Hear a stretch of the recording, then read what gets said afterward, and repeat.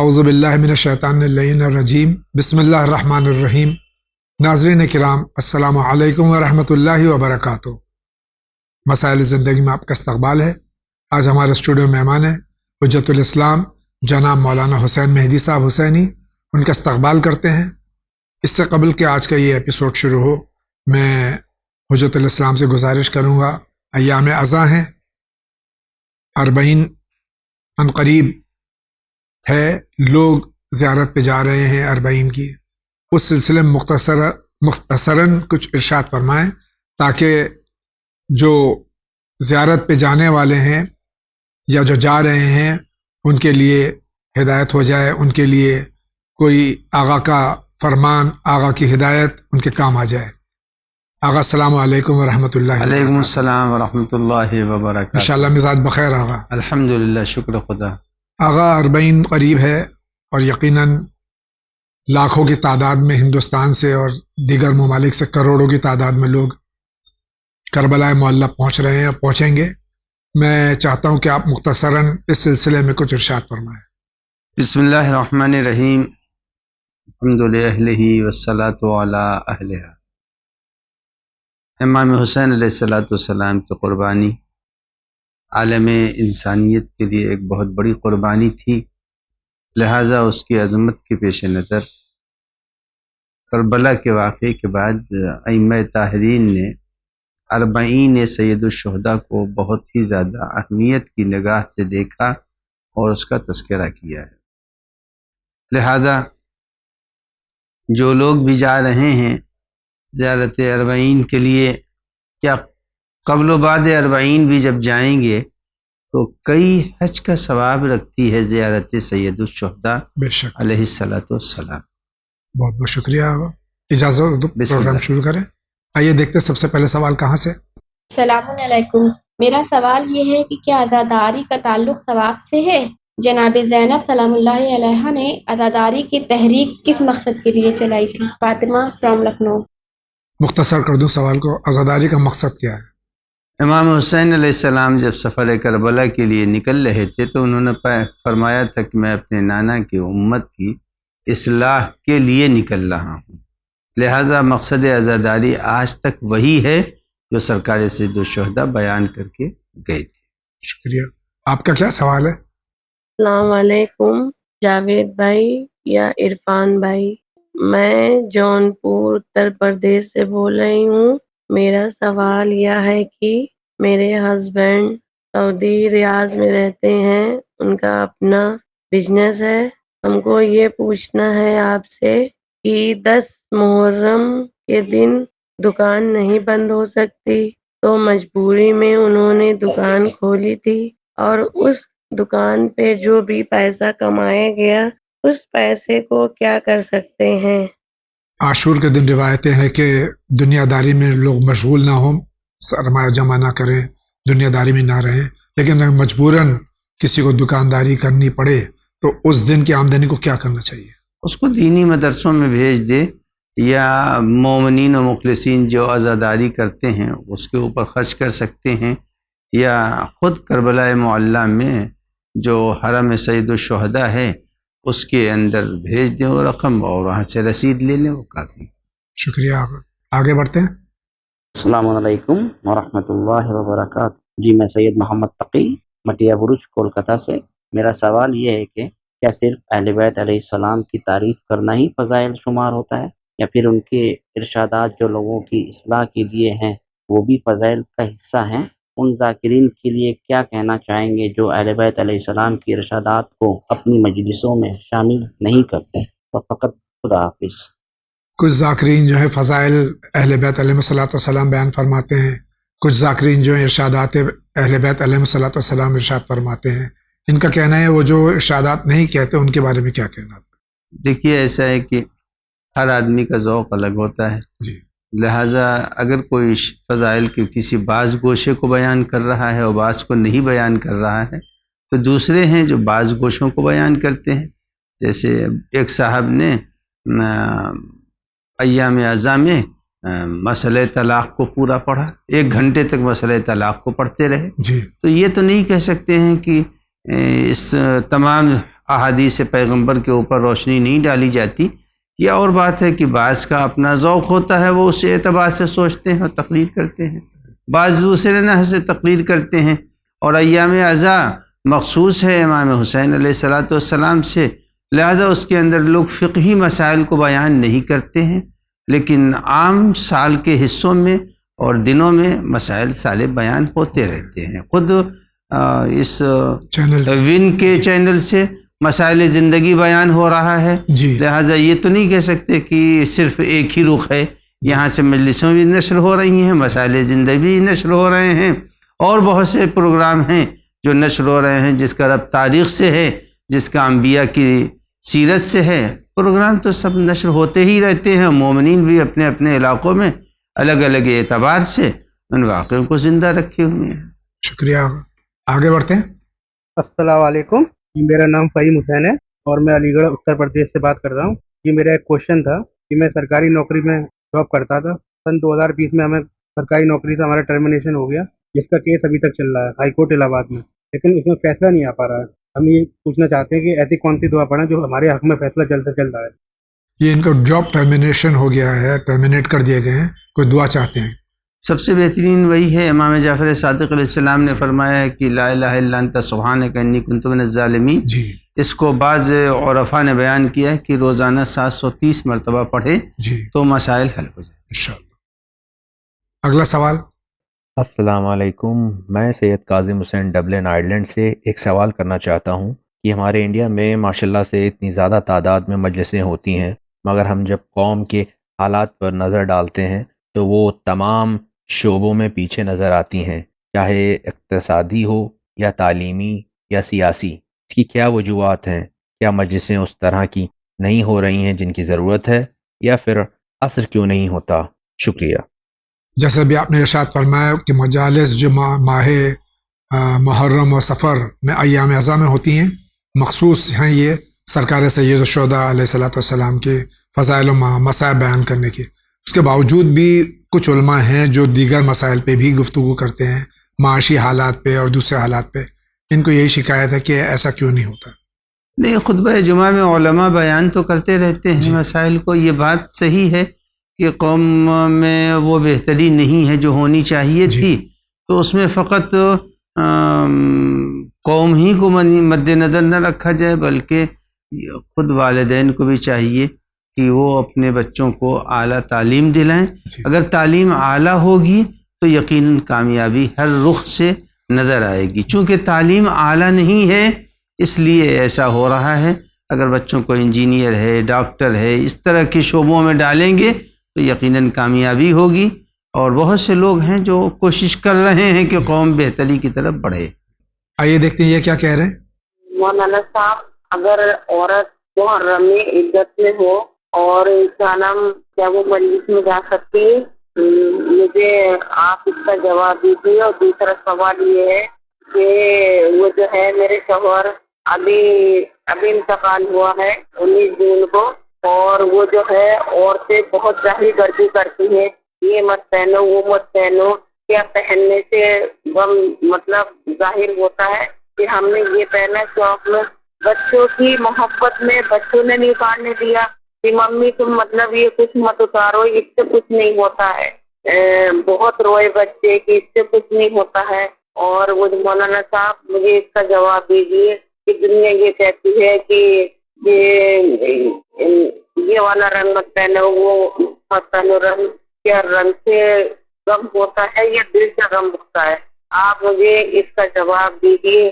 اس مطلب اس نام سے روشنی ڈالیے. بہت پریشان ہوں میں، اور میرے شوہر بہت عزادار تھے، اٹیک سے انتقال ہو گیا. وہ کیا نام وہ جو ہے میں بہت پریشان تھی، اور چوکی کے لیے چادر لانا تھی مجھے، میں لائی. محبت مولا کی محبت میں لے کے آئی. میرے دل نے گوارا کرا. میرے مولا مطلب مجھے میرے دل نے محسوس کیا کہ مولا سے زیادہ غم کسی کا نہیں ہے، تو میں مولا کے لیے چادر لے کے آئی، مطلب مولا کی وجہ سے، مولا کی محبت میں. تو آپ مجھے اس کا جواب دیجیے مولانا صاحب. میں اس سوال کا جواب ہمارے یہاں عدہ وفات کے سلسلے میں بہت سی چیزیں جو ہیں وہ من گڑنت ہیں یا ہندوستانی رسوم جو دوسرے اقوام میں اس سے آ گئی ہیں، لیکن حقیقت کیا ہے یہ بیان فرما دیجیے، بیان کا مختصر سوال یہ. دیکھیے عدۂ وفات کے لیے حکم یہی ہے شریعت کا کہ زینت نہ کرے. جی. اچھا، اب دوسرا مسئلہ یہ ہے کہ زینت کے اندر جو چیزیں شامل ہیں جی. اس کو عدے کے زمانے میں استعمال نہ کرے. جی. اس کے بعد استعمال کرنے میں کوئی مذائقہ نہیں ہے، چونکہ خود حکم یہ ہے عورت کے لیے کہ وہ نماز جب پڑھے تو اپنے زیورات کو پہن کر پڑھے. جی. لہذا جب عدے کی مدت گزر جائے تو وہ تمام چیزیں استعمال کر سکتی ہے، کوئی مذائقہ نہیں. مجالس وغیرہ میں تو جا سکتی ہے. مجالس میں بہتر یہی ہے عمر کے اعتبار سے دیکھا جائے گا. اگر عمر ایسی ہے جس میں احتمال ہے بدنامی کا تو نہ جائے، اور ورنہ مجلسوں میں جانے میں کوئی مذائقہ نہیں ہے. شکریہ. آگے بڑھتے ہیں. جی، میرا نام محمد اکرام ہے، میں سہارنپور یو پی سے بات کر رہا ہوں. میرے 2 سوال ہیں، ایک تو مسئلے سے متعلق ہے، ایک میری پریشانی سے متعلق ہے. مسئلہ یہ ہے کہ بہت سے صاحبان 10 محرم یا یوم عاشورہ کا جلوس یا تعزیہ یا فاتحہ خوانی یا نذر و نیاز کرنے سے بدعت حرام اور منع کرتے ہیں. یہاں تک کہ تعزیت کا جلوس بھی دیکھنا وہ کہتے ہیں کہ حرام ہے، بدعت ہے. تو ایسے لوگوں کے لیے شرم کیا حکم ہے؟ دوسری بات یہ ہے کہ میرا بیٹا لگ بھگ 14 سال کا ہے اور وہ پیدائشی دماغ سے معذور ہے، یعنی اعمار ہے. اس کی پریشانی یہ ہے کہ وہ بولتا نہیں، سمجھتا نہیں. اس کے لیے کوئی آیت مبارکہ بتا دیں، اللہ تعالیٰ شفا عطا فرما دے تاکہ میں ان کو فکر. السلام علیکم. بھائی کا پوچھنا یہ کہاں تک صحیح ہے کہ یہ فتوے صحیح ہیں؟ یحزنون بحزننا ویفرحون بفرحنا. جی. اہل بیت کے غم میں غم زدہ ہونا اور ان کی خوشی میں خوشی منانا، یہ حکم ہے معصومین علیہ الصلوۃ والسلام کا. لہذا تعزیہ دیکھنے سے کوئی کسی کا نہ نکاح ٹوٹتا ہے اور نہ تو تعزیہ دیکھنا حرام ہے. جی. اور اگر کہیں اس طرح کی فتوے آتے ہیں تو یہ لوگ یقیناً سماج کے لیے ایک زہر سے زیادہ حیثیت نہیں رکھتے. جی. دوسرا سوال ان کا ہے کہ بچہ جو ان کا بیمار ہے، معذور ہے، اس کے لیے کوئی دعا چاہتے ہیں؟ دیکھیے پہلے تو ڈاکٹر کی طرف رجوع کریں، ڈاکٹر کا جو مشورہ ہو، جو دوائیں ہیں وہ استعمال کریں. اور بہتر یہ ہے کہ 70 مرتبہ سورہ مبارکہ الحمد کو لکھ کر کے پلیٹ پر زعفران سے اس کو 70 دن پلائیں. جی. دیکھیں اس کی تاثیر انشاءاللہ. مگر یقین رکھیں کہ ڈاکٹر کے مشورے کے بغیر صرف دعا سے زندگی آگے نہیں بڑھتی ہے. شکریہ آقا. اگلا سوال. السلام علیکم. پلیز میرے سوال کا جواب ضرور دیجیے گا. دعا فاطمہ بات کر رہی ہوں. زیارت عاشورہ، زیارت وارثہ، زیارت عربین پڑھنے کا بہترین ٹائم کون سا ہے؟ کیا ہر زیارت کے بعد نفل پڑھنا لازم ہے؟ اور دوسرا میرا سوال یہ ہے کہ شادی کے لیے بہترین دن کون سے ہیں؟ ایسے کون سے دن ہیں جن میں شادی کی جا سکتی اور ایسے کون سے دن ہیں جن میں شادی نہیں کی جا سکتی؟ سوال کا جواب لازمی دیجیے گا.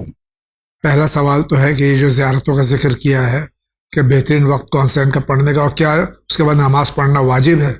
خود زیارت واجب نہیں ہے، لہذا نماز بھی واجب نہیں ہے. جی. لیکن بہرحال آداب اس کے ہیں. جی. نماز کے زیارتوں کے بعد نماز پڑھی جاتی ہے. جی. اور اگر کسی وجہ سے کوئی نہیں پڑھ سکتا ہے تو اس کو بہرحال زیارت کے پڑھنے کا ثواب ملتا رہے گا.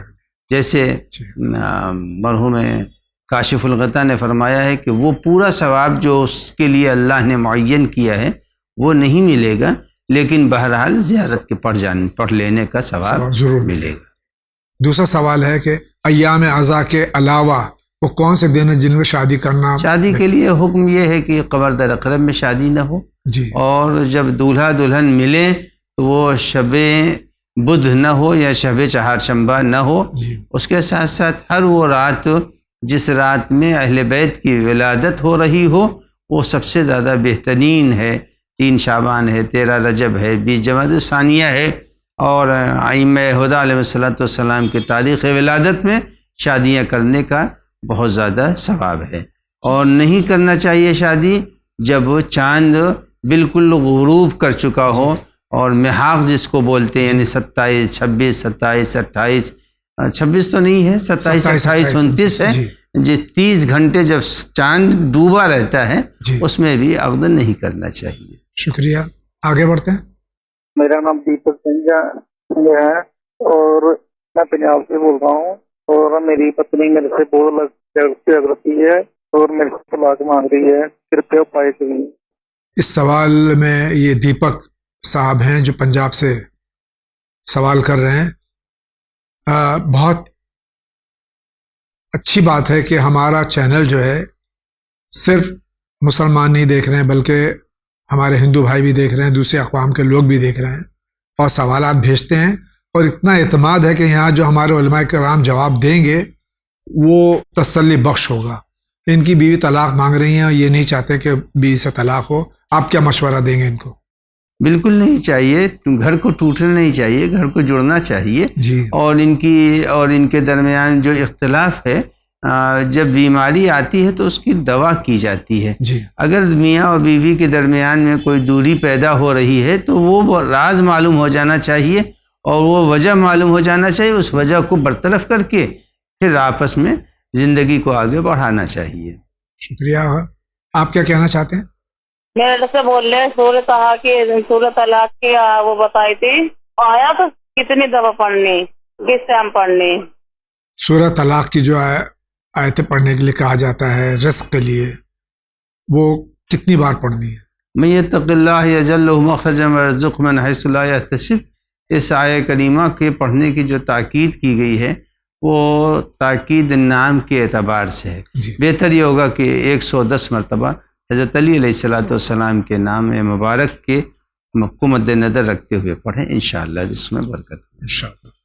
اگلا سوال. میرا سوال ہے کہ جیسے بچپنے میں کچھ امرود خریدنے میں، سیب خریدنے میں، کیلا خریدنے میں یا کچھ اس طرح سے کبھی ایک آدھ ہم لوگوں نے شرارتاً ایک امرود کھا لیا، یہ کر لیا چورا کے اس طرح سے، تو اس کا اس طرح کئی واقعات ایسے ہوئے ہیں اور پچھتاوا ہو رہا ہے اس پر، لیکن اس کا کفارہ کیا ہو؟ بہت بڑی بات ہے. بچپنے میں یعنی انہوں نے کہا ہو سکتا ہے کہ جب نابالغ تھے اس وقت شرارتاً کوئی چیز چرا لی، شرارتاً امرود ہے کوئی، یا باغ میں سے کوئی پھل توڑ لیا، اب پچھتاوا ہوتا ہے، اس کا کفارہ کیا ہے؟ صرف صاحب مال کی طرف سے صدقہ نکال دیں، اور ان تمام چیزوں کو مد نظر رکھیں کہ تقریباً اتنے کا ہوگا، اور صاحب مال کی طرف سے صدقہ نکال کے کسی ضرورت مند کو جو مومن ہو اس کو دے دیں. یہ بھی ہو سکتا ہے کہ ان کی طرف سے مزارات مقدسہ کے اوپر بھیج دیا جائے. شکریہ. آپ کیا کہنا چاہتے ہیں؟ فرمائیے. میرا نام صدیقہ میرائی ہے، میں بیکلہ سے بول رہی ہوں. میرا پرابلم یہ ہے کہ میں بہت پریشان ہوں. میرے 3 بچے ہیں، بہت پریشان کرتے ہیں مجھے پراپرٹی کے لیے. میرے سے شیئر مانگ رہے، ضد کر رہے ہیں، کیسے میرے پہ کیس کریں گے، اور میں بہت پریشان ہوں. میرے کچھ سمجھ میں نہیں آتا. میں ایک بیٹے کے پاس رہتی ہوں، وہ تو کھلا بولتا چلے جاؤ یہاں. کہاں چلے جاؤں میں؟ میرا اور کوئی نہیں. ماں باپ تو گزر گئے، 3 بہنیں تھے وہ بھی گزر گئے. پلیز مجھے مدد کرو. میں بہت نماز، قرآن، زیارت عاشورہ، زیارت امام حسین، زیارت مبارکہ سب پڑھتی ہوں، پھر بھی کیوں میں تکلیف میں رہتی ہوں. میں نے سجدے میں دیکھا ہے علم کو، میں سجدہ کر رہی تھی، میں نے ایک دم سے علم دیکھا ہے اور میں ایک دم شوق ہو گئی کہ مجھے علم کیسا دکھائی دیا. کا تعبیر کیا ہے آپ بتا سکتے ہیں مجھے؟ Thank you very much. خدا حافظ. شرم کی بات ہے کہ اولاد ماں کے ساتھ میں ایسا سلوک کرے کہ رکھنے کو بھی تیار نہیں ہے اور پراپرٹی میں اپنا شیئر مانگتے ہیں، نہیں دیں، کیس کرنے کے لیے کہتے ہیں. ظاہر ہے یہ سب صاحب مال جب تک زندہ ہے اس کے مال کو کسی کو لینے کا حق نہیں ہے، اور پروردگار عالم نے حکم دیا ہے کہ اپنے والدین کے ساتھ اچھا سلوک کرو. جی. اور حتیٰ کہ مر بھی جائیں تو بھی ان کے لیے دعا کرو، قل رب ارحمہما کما ربیانی صغیرا. لہذا ان کو چاہیے کہ اپنے مقامی عالم دین سے رجوع کریں تاکہ وہ ان کے بچوں کو بلائیں، اور بلانے کے بعد ان کو نصیحت کریں کہ اپنے والدین کی عزت کریں. اگر یہ آواز سے تو لگ رہا ہے کہ ضعیف ہو چکی ہیں، جی. کتنے دنوں زندہ رہیں گی، لہذا بہتر یہی ہے کہ مقامی عالم دین سے رجوع کریں. آئیے دیکھتے ہیں ان کا کیا سوال ہے. میرا نام سیدہ کلثوم فاطمہ ہے، میں حیدرآباد سے ہوں. میرا مسائل یہ ہے کہ اور میرا قبلہ سوال یہ ہے کہ میرے شوہر مطلب روزی نہیں ہے، تو اس وقت انہوں کام پہ نہیں جا سک رہے، کہیں بھی جاتے ہیں ان کا کام نہیں بنتا، ان کے لیے ایک دعا ہے تو آپ بولیے. معاشی پریشانی ہے، شوہر کو جاب نہیں، کہیں جاتے کام نہیں ہوتا ہے، کوئی دعا چاہتی ہیں. 2 رکعت نماز ہر روز حاجت کی پڑھا کریں اور کثرت سے استغفار کریں، انشاءاللہ دونوں مسئلہ حل ہو جائے گا انشاءاللہ. اگلا سوال. میں کشمیر سے بول رہا ہوں، حاجی غلام رسول ڈار. میرا سوال یہ ہے کہ جنگ شہداء سے اون محمد کی زیارت اتنی دور کیوں ہے؟ وہ اتنے دور کیوں دفن کیے گئے ہیں؟ اون محمد علیہ الصلوۃ والسلام کی قبریں جہاں گنج شہداء علیہ الصلوۃ والسلام وہاں نہیں ہے، حضرت ہر کی بھی میں کہتا ہوں 10 کلومیٹر دور ہے. ایسا کیوں؟ چونکہ ان کے لیے یہی مشہور ہے کہ وہ جنگ کرتے کرتے وہاں پر شہید ہوئے تھے، جی. لہذا ان کے قبیلے والے بھی وہیں کے اوپر ان کو دفن کر چکے ہیں. خود جناب حبیب نے مظاہر بھی حضرت کے حرم میں 8-10 ہاتھ کے فاصلے پر ہیں. جی ہاں. لہذا شہداء کو جیسا بھی امام زین العابدین علیہ السلام نے مناسب سمجھا، اسی اعتبار سے دفن کیا. شکریہ. آگے بڑھتے ہیں. السلام علیکم، میں کنیز فاطمہ ابروہی بول رہی ہوں. میرا یہ سوال ہے کہ میں روزانہ نماز قبر وحشت پڑھتی ہوں. مومن جن کی قبر میں پہلی رات ہوتی ہے ان کے لیے یہ کہتی ہوں، لیکن کچھ لوگ یہ کہتے ہیں کہ روزانہ نماز نہیں پڑھنی چاہیے، کسی کا نام مطلب خبر ہونے کے بعد ہی پڑھنی چاہیے. لیکن میں روزانہ پڑھتی ہوں. جو مومن جن کی پہلی رات ہوتی ہے تو ان کے لیے پڑھتی ہوں. اب یہ میں صحیح ہے یا غلط، آپ یہ بتائیں. عرف عام میں جس کو نماز وحشت قبر کہتے ہیں، یہ روزانہ پڑھتی ہیں بغیر کسی اطلاع کے بھی، کیا صحیح ہے؟ پڑھتی رہیں انشاءاللہ تعالی، اس میں بھی اجر ہے. اگر مرنے والا کہیں نہ کہیں تو ہوگا، جی. اللہ اس کو ان کو بھی اجر دے گا سورہ الحمد پڑھنے کے، انا انزلنا آیات الکرسی پڑھنے کے، اور انشاءاللہ ان کی اس نیک نیتی کا اجر ان کو بھی ملے گا اور مرنے والوں کو بھی ملے گا انشاءاللہ. اگلا سوال. السلام علیکم. ماہ اعضاء میں کالے کپڑوں کے ساتھ کالے گلداون سے نماز ادا کی جا سکتی ہے کیا، یا وائٹ گلداون لینا ضروری ہے؟ برائے کرم معلوم. ایام اعضاء میں سیاہ لباس میں کیا نماز ہو جائے گی؟ نماز پڑھنا ایام اعضاء میں کالے کپڑے میں بالکل صحیح ہے، کوئی مذائقہ نہیں. شکریہ. آگے بڑھتے ہیں. ہم پونا سے بول رہے ہیں. ہمارا ہے نا ایک سوال ہے وین چینل والے سے. السلام علیکم. کہ اپنے بچہ چھوٹا ہے اور وہ اس کو پیمپر زیادہ سوٹ نہیں ہوتا ہے، ایک ہی رات کا پیمپر ہم پہناتے ہیں، دن بھر بچہ ہاتھ کے لیے پیشاب کرتا ہے تو پیشاب آنکھ کو لگتا ہے، تو وہ اس سے اپن نماز کیسے پڑھ سکتے ہیں؟ کپڑے چینج کرو تو انسان کو کتنا ٹائم، انسان 2-3 ٹائم تھوڑی نہا سکتا، تو کیسے ہم نماز پڑھ سکتے ہیں؟ ہمارا آپ سے یہ سوال ہے، تو جواب دیجیے. ٹھیک ہے، خدا. اب تو زمانہ ماڈرن ہو گیا ہے، پیمپرز عام طور سے ہیں، ایسی انڈر ویئرز ہیں بچوں کی کہ جو جذب کر لیتی ہیں گندگی کو. تو اس سلسلے میں یہ کہہ رہی ہیں کہ بچہ نجس کر دیتا ہے تو نہا نہیں سکتی، کپڑے پاک نہیں کر سکتی، کہ کیا تو ہمیشہ نہانے کی ضرورت بھی نہیں ہے. جی. اور آپ نے جواب دے ہی دیا. آج کل بہت اچھے سسٹم آ چکے ہیں. جی. اس کے بعد پیشاب کے پھوٹنے کی کوئی گنجائش نہیں ہے. جی. لہذا اگر ان کو احتمال یہ ہے اور شک ہے کہ پھوٹ رہا ہے تو پلاسٹک وغیرہ استعمال کریں، نہانا ہر وقت ضروری نہیں ہے. شکریہ. اگلا سوال. رفیق نگر گونڈی. بسم اللہ مجید. میرا کوشچن یہ ہے، اگر جو میں ہمارے والد صاحب جو تھے غیر مذہب کے تھے، اور میں نے یہ گھر میں اور لوگ بولتے ہیں کہ ولدیت کو میں مرزائی کی رکھا ہوں، ہاں، تو اس کے بارے میں کچھ مجھے بتائیے گا، صحیح ہے کیا غلط ہے؟ ولدیت تو انسان چینج کر نہیں سکتا ہے، کیا ولدیت کے سلسلے میں کیا کر رہی ہے؟ ولدیت کو کیسے چینج کر سکتا ہے؟ جو ہے حق وہی لکھنا چاہیے. جی. اور اگر کسی نے کسی کو گود میں لے لیا ہے، جی، اور اس کو قانونی طور سے اس کو اختیار کر رہا ہے، تو بہرحال مرنے کے وقت میں وہی نام لیا جائے گا جو ان کے باپ ہے. دنیا میں جس طرح سے بھی چاہیں زندگی گزار لیں، مرنے کے وقت تلقین کے وقت میں وہی باب سامنے آئے گا. شکریہ.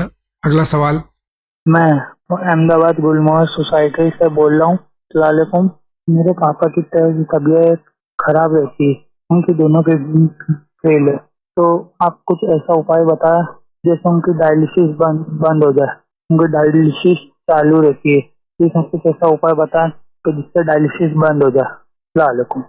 کڈنی فیلئر کے بعد ڈائلیسس پہ انسان چلا جاتا ہے, یقیناً علاج کرا ہی رہے ہیں. جب ڈائلیسس کا بتا رہے ہیں, کوئی دعا چاہتے ہیں؟ بس ان کے لیے بھی یہی ہے کہ وہ خود جو ان کی ڈائلیسس ہو رہی ہے وہ یا سلام و یا شافی, اور اس کے بعد سے ہر روز اپنے غریبان میں 7 مرتبہ سورہ الحمد پڑھ کے دم کر لیا کریں. اور ڈائلیسس کے ختم ہونے کے لیے بہت سی دوائیں بھی ہو سکتا ہے کہ دوسرے طب وغیرہ میں پائی جا رہی ہوں, مثلاً ہومیوپیتھک ہے, مثلاً یونانی ہے, آیورویدک ہے. ان لوگوں سے رجوع کریں, انشاءاللہ شاید کوئی دوا ایسی ہو جس سے ان کا علاج ہو جائے. شکریہ. آپ کیا کہنا چاہ رہے ہیں؟ السلام علیکم آغا صاحب. میں خادم حسین جان خمانی چوک بمنا سے ہوں. میرا سوال خمس کے متعلق ہے. کیا میں خمس ایسے عالم کو دے سکتا ہوں جس نے گاڑی کے لیے خمس مانگا ہے اور اجازت بھی دکھایا ہے؟ شکریہ. سہم سعادات کسی ایسے عالم کو جس کے پاس اجازت بھی بقول ان کے اور گاڑی خریدنا چاہتے ہیں, ان کو دے سکتے ہیں؟ تو اجازت تو مراجع دیتے ہیں. جی. جب مراجع کی نظر میں وہ جائز ہے دے دینا, جی, تو پھر ان کو شک کرنے کی کوئی گنجائش نہیں ہے. شکریہ. آگے بڑھتے ہیں. السلام علیکم. میرا نام سردار ہے. میرا گنٹو ہے. مجھے 70 سال سے اوپر ہے. میں 5 وقت کی نماز پڑھتی ہوں, مگر میرے جسم میں درد ہے. میں چل پھر سکتی نہیں ہوں. پلنگ کے بازو میں کرسی رکھ کے نماز پڑھتی ہوں. میں اٹھنے کی حالت نہیں ہوں, اس لیے تیمم کر کے نماز پڑھتی ہوں. کیا جائز ہے؟ نہیں. آدمیوں بولتے ہیں نماز جائز نہیں ہے. اردو میں سے نماز جائز نہیں ہے. کیا نماز جائز ہے نہیں ہے کہتے ہیں, کیا کروں؟ آپ کا جواب کیا ہے؟ یہ اپنا بیمار ہیں, گھٹنے ان کے بیکار ہیں, بیٹھ کے نماز پڑھتی ہیں, لیکن انہوں نے یہ نہیں بتایا کہ پانی استعمال کیوں نہیں کرتی وضو کے لیے, تیمم کرتی ہیں. ان کے لیے کیا حکم ہے؟ بس یہ کہ سامنے یہ تشت رکھ لیں, اور 3 چلو, ایک سے چہرہ دھو لیں اور دونوں چلوؤں سے اپنے ہاتھوں کو دھو لیں. اور وضو کرنا ضروری ہے تا وقت کہ اس وقت تک وضو واجب ہے جب تک کہ وضو کرنے میں بدن کو کوئی نقصان نہ پہنچ رہا ہو. شکریہ. اگلا سوال. السلام علیکم. میرا نام ایان عباس ہے. میرے شہر کا نام لکھنؤ ہے, اتر پردیش سے. سوال یہ ہے کہ جیسے ہمارے یہاں شیعوں میں مسلمان میں کہا جاتا ہے کہ بلی منحوس ہوتی ہے, لیکن میرے یہاں بلیاں پلی ہیں, تو کیا ہم لوگ بلیاں پال سکتے؟ ویسے میں نے کتے کے بارے میں سنا ہے کہ کتا نہیں پال سکتے, تو کیا کیٹ ہم لوگ پال سکتے ہیں؟ اور کیٹ کیا پاک ہوتی ہے نا؟ السلام علیکم. کوئی جانور بھی منحوس تو ہوتا ہی نہیں ہے. نجس ہونا الگ چیز ہے, منحوس ہونا الگ چیز ہے. تو یہ بلی جو پالنا جو ہے, مختصر کر دوں, بلی پالنا گھر میں, اس کا کیا حکم ہے شرع؟ بلی پال سکتے ہیں, کوئی مذائقہ نہیں, لیکن اس کا رومال نماز پڑھتے وقت کپڑوں میں نہیں لگنا چاہیے. جی بس. شکریہ. آگے بڑھتے ہیں. السلام علیکم. میرا نام جاوید علی امریکہ پور سے میں بول رہا ہوں, چھتیس گڑھ ڈسٹرکٹ ضلع. میرا یہ مسئلہ ہے کہ قرآن میں لکھا ہے کہ روح زمین میں نے کوئی نبی نہیں, زمین کو روح زمین میں کوئی بغیر نبی کا اور امام کا میں نے اس زمین کو خالی نہیں رکھا ہے. تو پھر جب عیسیٰ علیہ السلام جب آسمان میں اٹھائے جاتے ہیں تو 500 سال نہ کوئی نبی آیا نہ کوئی امام آیا, 500 سال بعد نبی آیا, اور روح زمین خالی کیوں؟ پھر کیسی چلی زمین؟ میرا یہ مسئلہ ہے, تو یہ میرا مسئلہ حل کیجیے گا. اللہ آپ کو سلامت. قرآن شاید یہ کہہ رہا ہے, آگا آپ بہتر بتائیں گے, کہ حجت خدا سے زمین خالی نہیں ہے. تو کیا حضرت عیسیٰ علیہ نبینا علیہ الصلوۃ والسلام کے جو حواری تھے, ان کے جو نائبین تھے, اس سے بھی دنیا خالی تھی؟ نہیں, حضرت عیسیٰ کے بعد نبی ہوئے ہیں. حضرت یونس ہیں, حضرت یحییٰ ہیں, یہ لوگ نبی ہوئے ہیں. بس صاحب شریعت نہیں تھے. یہ نہیں کہہ سکتے کہ حضرت عیسیٰ اور پیغمبر کے بیچ میں کوئی نبی نہیں. نبی ہیں, صاحب شریعت نہیں. बहुत बहुत शुक्रिया। आगे। अस्सलाम वालेकुम मौलाना साहब, मेरा नाम आले ईबा है, मैं लखनऊ से बात कर रहा हूँ। मुझे ज़ियारत आशूरा का पूरा मुकम्मल तरीका बताएं कि रोज़ कैसे किस वक्त पढ़ी जा सकती है, और ज़ियारत इमाम हुसैन कैसी पढ़ी जा सकती है।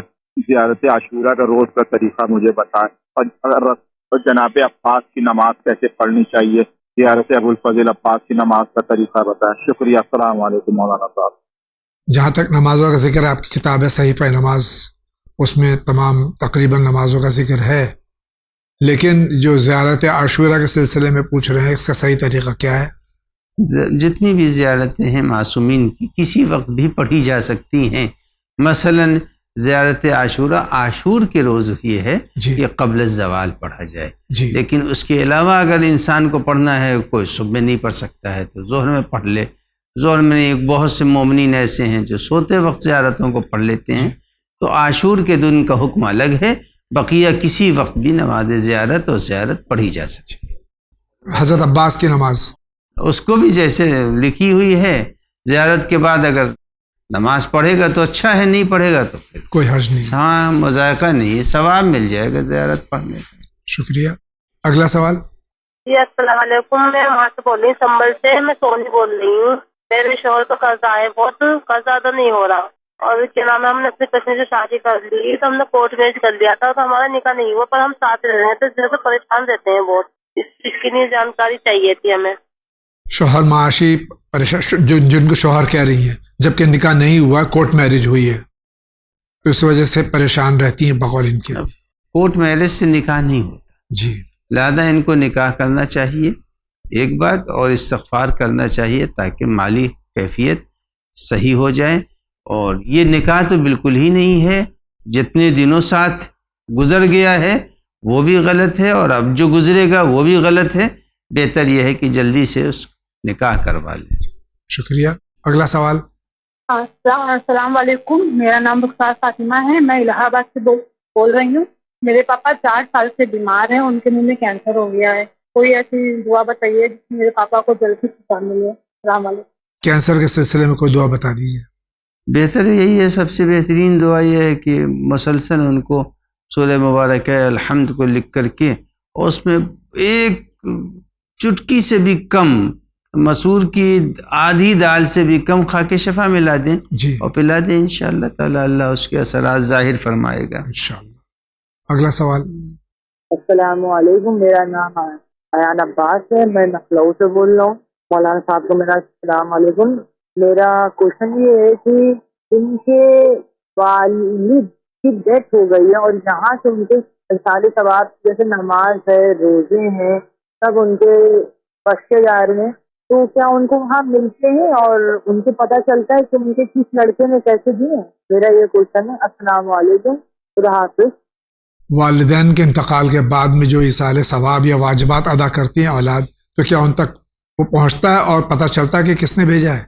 बिल्कुल पता चलता है, और साथ ही साथ उसके असरात उन तक मुंतकिल होते हैं। उनकी दुनियावी ज़िंदगी में जो गुनाह हैं वो घटते हैं, और इस ईसाले सवाब से उनको ज़िंदगी आने वाली जो उनकी ज़िंदगी बरज़ख की है उसमें उनको राहत मिलती है। शुक्रिया। आप क्या कहना चाहते हैं, फरमाइए। अस्सलाम वालेकुम, मैं चेन्नई से हूँ, और मेरा क्वेश्चन है ज़ैनुल आबिदीन का कैसे गुजरे हैं, क्योंकि मैं सुना हूँ रिवायत में उनको जहर दिया गया है, तो मेरे को थोड़ा डाउट है, इसलिए मैं आपसे क्वेश्चन आपके सामने पेश करता हूँ। आज 28वीं शब है माह मुहर्रम अल हराम की। 25 मुहर्रम अल हराम को शहादत सय्यदुस साजिदीन इमाम ज़ैनुल आबिदीन अलैहिस्सलातु वस्सलाम, और यकीनन तारीख गवाह है कि इमाम को जहर दिया गया। इनको शक है इमाम को किसने जहर दिया। नहीं, शक क्यों है? शक की वजह क्या है? सारे अइम्मा को जहर दिया गया, गैर इमाम हुसैन और अमीरुल मोमिनीन जी, सारे अइम्मा को जहर दिया गया। इन्हें शक है तो ये शक की वजह तो होनी चाहिए जी। जब तारीख में सराहतन लिखा है कि वलीद ने जहर दिया है जी, और इमाम अलैहिस्सलातु वस्सलाम की जहर से मौत हुई है, तो इनका शक तो और भी जहाँ बढ़ सकता है जी। ज़्यादा शक बेसबब है। तारीखी हकीकत यही है कि वलीद ने इमाम को जहर। खुदा की लानत हो वलीद पर। आगे बढ़ते हैं। अस्सलाम वालेकुम, मेरा नाम सैयद रियाज हुसैन जाफरी, मैं नागपुर शहर से बोल रहा हूँ। अगर اور حجت الاسلام والمسلمین کی خدمت میں حقیر کا ایک سوال ہے مومنین کی معلومات کے لیے کہ سوال کیا ہے کہ غم امام حسین مظلوم کربلا کی کیا اہمیت ہے اور اس کا ثواب اور کس کتاب میں ہے۔ بعض کہتے ہیں کہ کیا صرف آنسوؤں سے جنت ملے گی۔ بعض ذاکرین اپنی مجلسوں میں قید لگاتے ہیں کہ فروع دین یعنی نماز، روزہ، حج و زکوٰۃ، خمس و جہاد، امر بالمعروف نہی عن المنکر کے بغیر آنسو شہزادی فاطمہ زہرا سلام اللہ علیہ اپنے رومال میں نہ لے گی۔ کیا یہ صحیح ہے؟ جواب عنایت فرمائیں۔ شکریہ، خدا حافظ۔ سوال آپ نے سن لیا ہوگا۔ مسئلہ یہ ہے کہ اصول دین اور فروع دین دونوں ملتے ہیں تب انسان جا کر کے مومن بنتا ہے۔ جی، اصول دین پر بھی عمل کرنا چاہیے۔ اصول دین میں امامت ہے، لہذا امامت کے اوپر جب بھی کوئی برا وقت آئے اور ظلم ہوا ہو اس ظلم کا تذکرہ کرنا چاہیے، اور جب ظلم کا تذکرہ ہوگا تو مومن روئے گا۔ جی، اب رہا مسئلہ فروع دین، فروع دین کو بھی واجب قرار دیا گیا ہے۔ ہر بندے مومن کو چاہیے کہ وہ فروع دین کو انجام دے، کسی وجہ سے اگر چھوٹ گیا ہے تو اس کی قضا کر لے۔ شکریہ، آگے بڑھتے ہیں۔ جناب السلام علیکم، میرا نام سید اصغر حسین جعفری ہے۔ میرا یہ سوال ہے کہ جو لوگ امام بارگاہیں اور وقف جگہیں بیچتے ہیں ان کے لیے شرع میں کیا حکم ہے؟ وقف کی جگہیں جو بیچتے ہیں، چاہے امام بارگاہ ہو، چاہے مسجد ہو، یا اور کوئی وقف کی جگہ ہو، اس کو بیچنا اس شخص کا کیا حشر ہے؟